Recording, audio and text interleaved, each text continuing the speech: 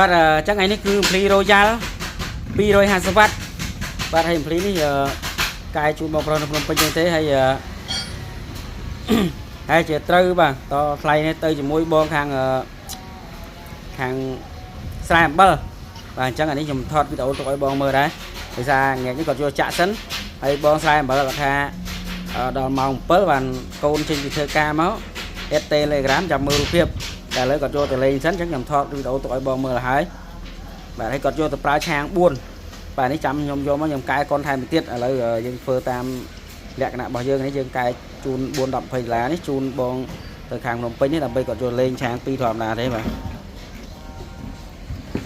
នេះគ្រឿងខាងក្នុងរបស់វាបាទហើយបងគាត់កែឆាងថៃដែរនោះពីខាងក្រៅឥឡូវខ្ញុំទៅថតឆាងនេះសិនបាទខ្ញុំបើកតិចសិនឆាងថៃខាងក្រៅពីរហ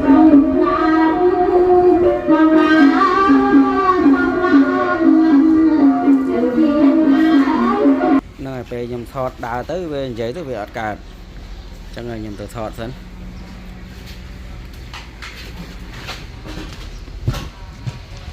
នេះយើងឆាងថៃយើងអូបងស្រែអំបិលទេមកបណ្ដោយអញ្ចឹងលើកទូរស័ព្ទគាត់សិនអញ្ចឹងបាទនេះបងស្រែអំបិលនេះយើងកែរបស់ថៃឆាងថៃហ្នឹងហើយអញ្ចឹងវីដេអូមិញនេះខ្ញុំដោយសារបងគាត់ទេមកពឹងឡាយទៅ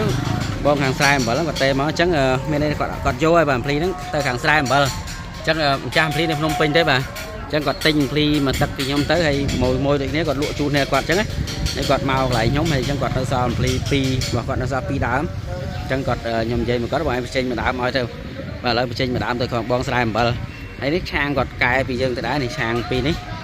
បាទគឺ Nanova ហើយខ្ញុំអាប់ដេតព័ត៌មានតិចអីក៏ដេះស្ទួយនេះអីកាយដីបានដាច់ប៉ុណ្នេះហើយខ្ញុំថតរបៀបធ្វើកន្លែងមួយសិនអូគាត់ចាក់សាបបាត់អីអញ្ចឹងមុននឹងគេចាក់គេដាក់ដែកនៅក្នុងហ្នឹងហើយដាក់ដែកកែមហ្នឹងហើយបានគៀខ្ញុំចង់ឲ្យចេះអញ្ចឹងដែរនេះដែកនេះដែកនេះគេដាក់ទៅទៅ1ម៉ែត្រ1ម៉ែត្រ1ទៅហើយបដ ாய் មកហើយបន្ទាប់មកគេចាក់ស៊ីម៉ងចូលហ្នឹងខ្ញុំចង់ចេះអញ្ចឹងចង់ទុករៀនធ្វើខ្លួនឯង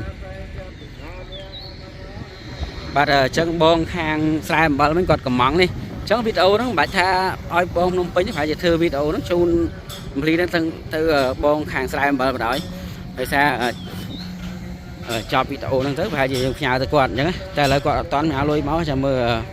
ឲ្យប្រកាសហ្នឹងឥឡូវធ្វើវីដេអូជូនបងភ្នំពេញដែរហើយខ្ញុំលាភាសាសិន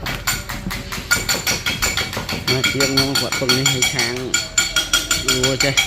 គាត់ធ្វើវីដេអូទៅអីគាត់វីដេអូនេះវែងតិចខុសមួយទៀត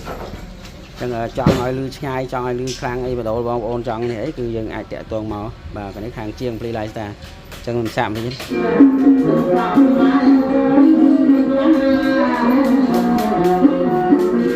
បាទចឹងនេះបញ្ជាក់ម្ដងទៀតបងគាត់ខាងស្រែអំបិលគាត់កំងដាក់ Bluetooth នៅក្នុងហ្នឹងតែម្ដងបាទដោយសារគាត់ខ្ជិលនេះមានន័យថាចាក់ទូរស័ព្ទបញ្ចុច Bluetooth ចូលក្នុងហ្នឹងទៅបាទចឹងអរគុណច្រើនហើយជម្រាបលា